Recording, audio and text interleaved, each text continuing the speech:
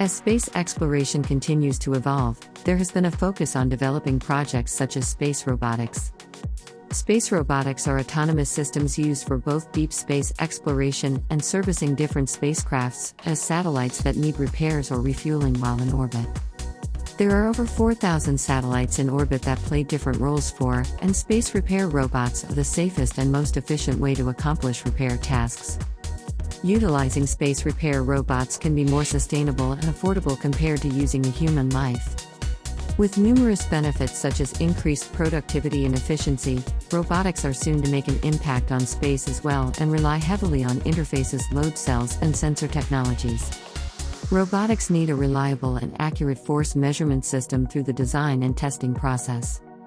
Not only does interfaces, load cells, and torque transducers provide accurate feedback and optimize performance, but they also improve safety by detecting any overloads or forces.